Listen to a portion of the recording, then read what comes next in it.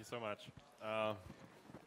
Yeah, so I promised to talk about space, but first we need to go into opposite direction, to the bottom of the sea. In January 2022, someone cut this underwater cable running from this little Arctic island called Svalbard to mainland Europe. Now, why is it important? Svalbard lies in this super convenient location for placing satellite terminals, giving access to all satellites in low Earth orbit. And it's the world's largest commercial ground station with global customers. And so all the communication with these satellites, all the data sent back and forth is then transmitted using this underwater cable. We don't know who did it. The news made front pages. There was some speculation about human involvement. Norwegian authorities investigated, but then there was silence.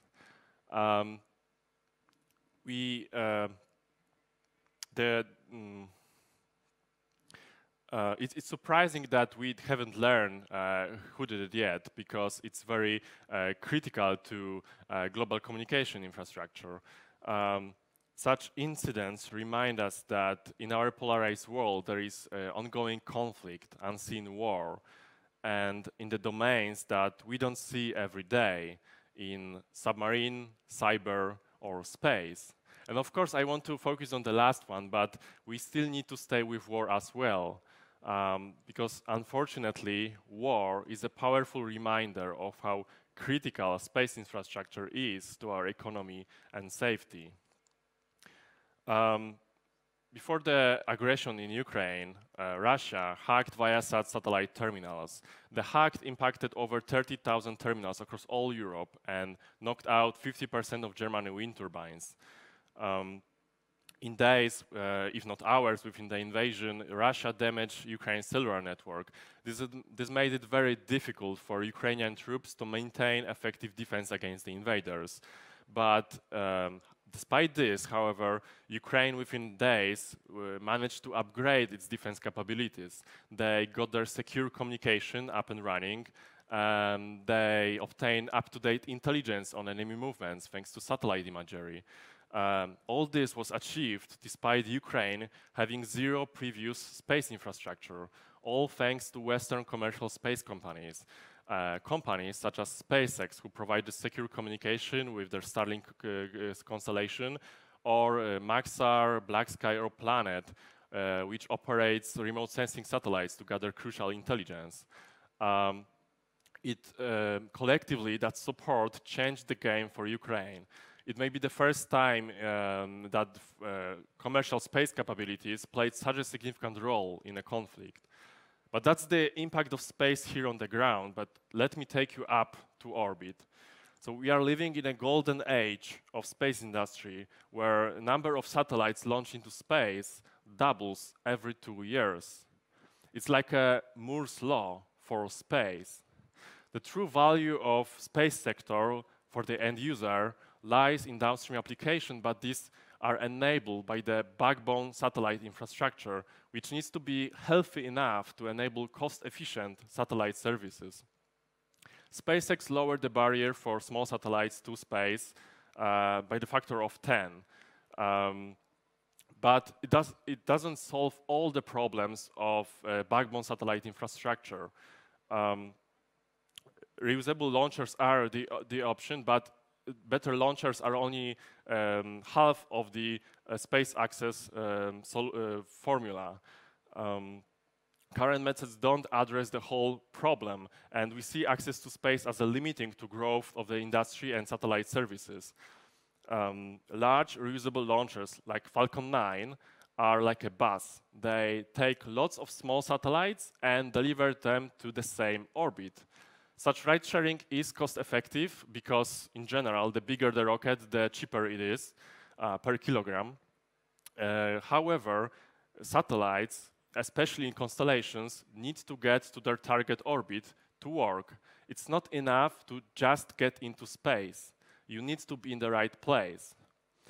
GPS won't work if all the satellites are in the same spot.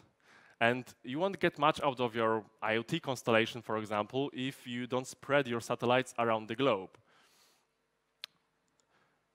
And right now, deploying satellite is broken. You can buy electric propulsion for your satellites to take it to its final orbit, which is efficient, but it takes forever and can waste up to 25% of your satellite's lifetime, during which, of course, you have operational costs and loss of revenue. Or you can buy a smaller rocket and that will carry only your satellites. Such a dedicated launch is very flexible in terms of where and when you want to go, but it's super expensive. In most cases, it's too expensive to build profitable satellite business. It is a great option for military or high-end government missions that have very specific needs, but not for commercial launches of thousands of satellites. And that's why we founded Liftero, to solve the space access problem beyond launchers. Our solution is last-mile satellite delivery using high-energy orbital transfer vehicles, or OTVs. It's basically last stage of the rocket. It's launched on a typical rideshare launcher with customer satellites on board. We then separate from the launcher, and using our OTV, we deliver customer satellites to their final orbits.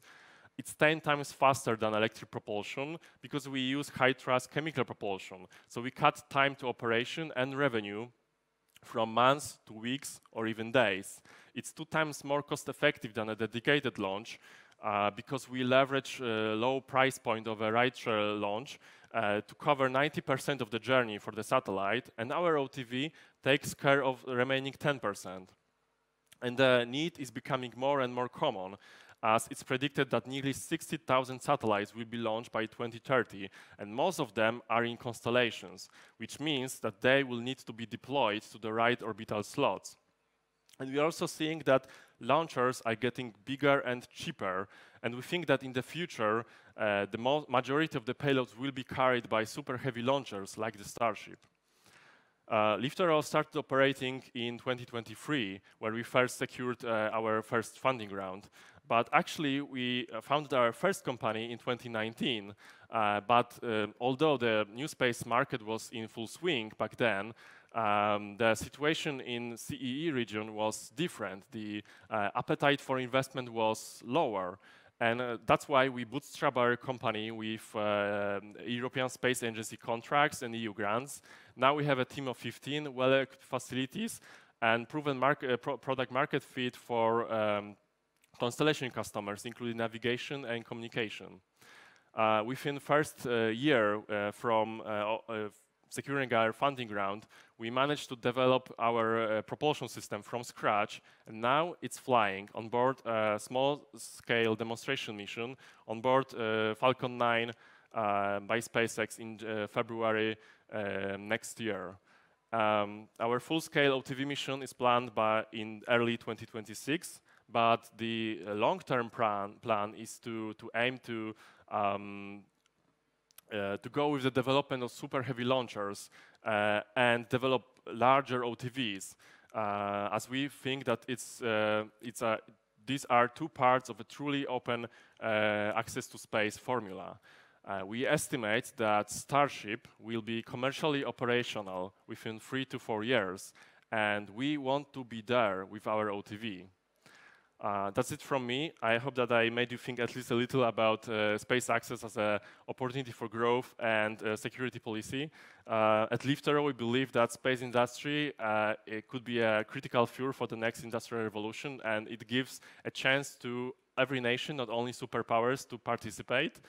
Yeah, we are seeing the space access as an enabler for satellite services for an increasingly connected, mobile, and I hope secure world. Thank you so much. Thank you for presenting, and I wish you all the best in the development of your business. And as we have reached the stage of the networking session, I hope that you will get the questions from our participants during the break. So thanks once again.